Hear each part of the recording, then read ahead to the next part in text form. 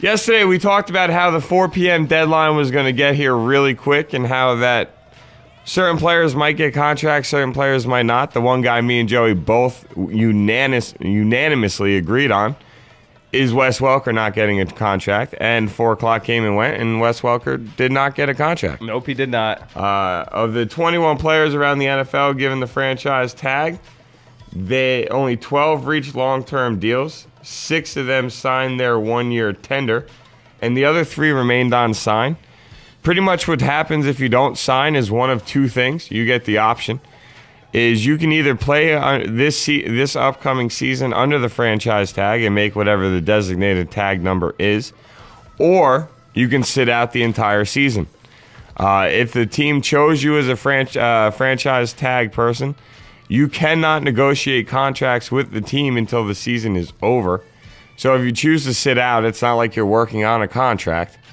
You're done. Your year is over. So you just better train and stay healthy so that you have a reason to tell people to pay you next year. But for me personally, I can't fathom why any player would choose not to play. In my opinion, it doesn't make any sense at all. You might as well get paid and put your performance on the field to show people that you're worth the big bucks. Because if you just disappear, I believe the number one statement used in football is, "What have you done for me lately?" Yep. And a year out of the game does not help your career. I promise. I actually really like that, whatchamacallit. I don't know.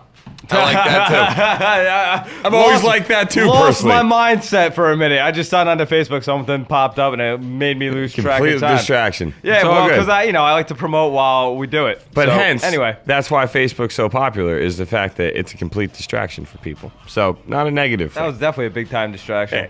Not a bad thing in that Facebook world, man. It helps you take your mind off of everything else and sort of hang and just sort of see what else everybody else is doing. But either which way. So the franchise tag deadline came and gone, and the 2 big names that got deals are Ray Rice and Matt Forte. I got some interesting, stats about these guys. It's very, me and Joey talked about this yesterday on how, why does Matt Forte and Ray Rice get $8 million, and then you've got, Adrian Peterson making, I don't know what AP's making, probably like $10 million maybe, somewhere around there. And then you've got Arian Foster making somewhere around $9 million a year. Chris Johnson's making somewhere around $9 million a year. It's interesting because you sit there and you're really saying to yourself, well, why aren't these guys getting the same amount of money as the AP and the Chris Johnson? Well, I was just going to say, AP has been one of the best backs for what, 5 years, 6 years?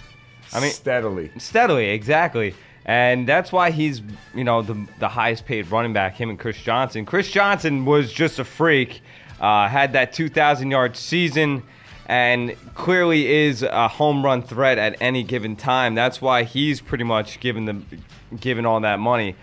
Ray Rice, and I think Ray Rice deserves to be up in that category as well. I think he's a little better suited than Matt Forte. I understand Matt Forte was like 60% or 40%, I'm sorry, of like the Bears offense.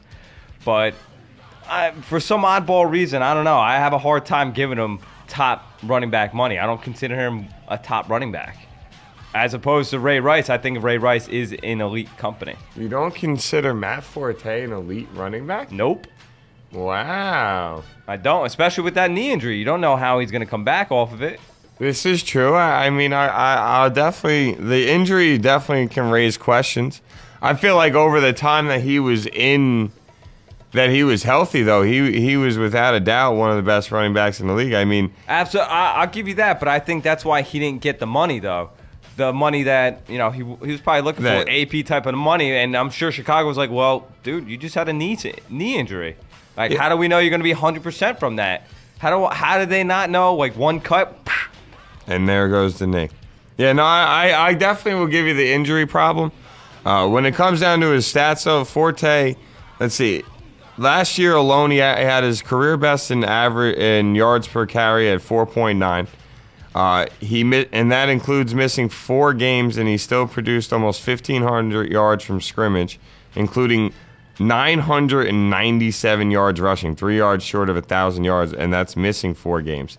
Since 2008, when he entered the league, Forte ranked 6th in the league with 6,218 yards from scrimmage, and is the only player in NFL history to gain 900 yards rushing and 400 yards receiving in each of his first 4 seasons.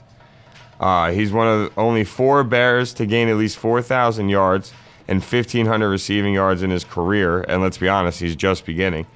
And he finished ranked 3rd in the NFL in yards from scrimmage last year, and that includes missing the 4 games.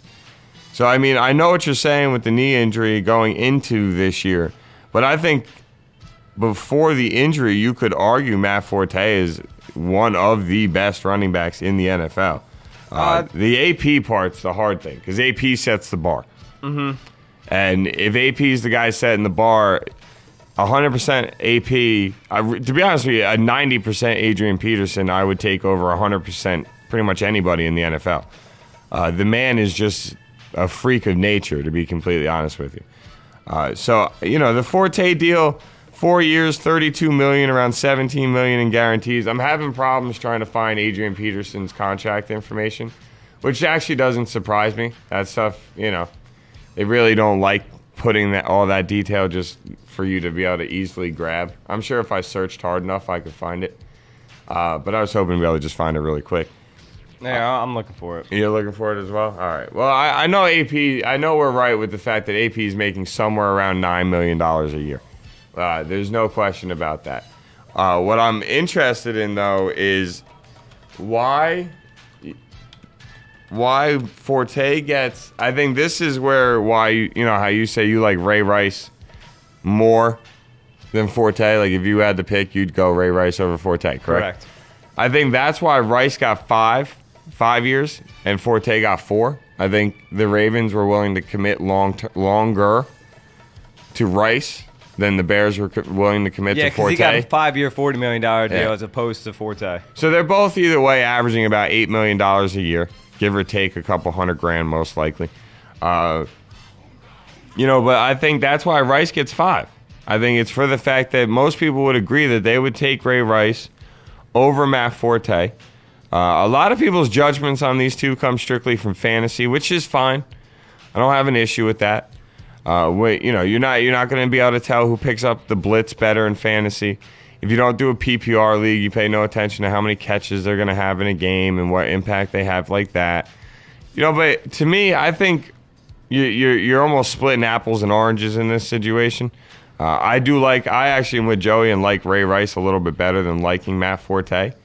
But and especially I'd be more than happy with either one. No, I agree with that, and especially since though that the Bears picked up Michael Bush in the offseason, so he's going to take some of the load away from Matt Forte, especially in the red zone. Especially in the red zone. He was a beast in the red zone. Even he took away from McFadden in the red zone in Oakland. Now, I got AP's contract. This past season, he made $8.25 million. This year, he's only making $8 million. But next year, it jumps up to $11.25 million. 2014, it goes up to $11.75 million. And I think that's what it is consistent through 2017. Yeah, he signed long term. Minnesota, you ain't going. He's a free agent in 2018. Yeah. So by that point, Minnesota will either have given him a new contract or have cut him. I will guarantee you by 2018. Cut him by 2018. Yeah, by 2018, Adrian Peterson. He'll be 31, 32 years old. Yeah, so most people by that point will say his miles are added up, and now he's just a rollback instead of a feature back, which is fine. There's nothing wrong with that. You know, I mean, let's be honest here. I think Adrian Peterson should have a nice long career no matter what. I think it'd just be interesting to see what happens to him when he gets older. But, you know, I think we can go back and forth with this for a little bit. I don't want to obviously go forever and a day on it because of the fact that there's so much for us to cover today. Well, let me ask you something, though. Would you go a long-term contract on a running back in today's NFL? I think Forte and Ray Rice got ideal deals that teams were looking for. 4 or 5 years, get the most out of them, and that's that.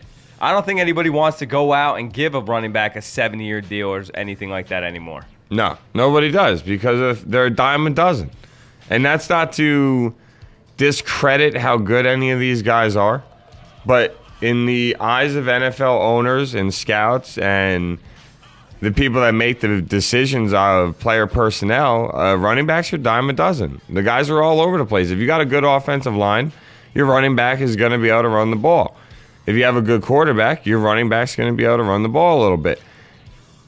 Adrian Peterson type running backs are once every 10 to 15 years. Now, some people believe this Trent Richardson kid could turn into a dominant type of running back. But let's be honest. LaShawn McCoy got drafted. Nobody really thought of anything. They're like, he'll be a pretty good role player. And look at him now. Arian Foster, undrafted. Not even drafted by a team. One of the best running backs in the NFL. Matt Forte was the 6th running back drafted in his draft class. Ray Rice was a late first, early second. He was either second or third. I think he was a third-round pick. He was like a third-round pick. Running backs are a dime a dozen.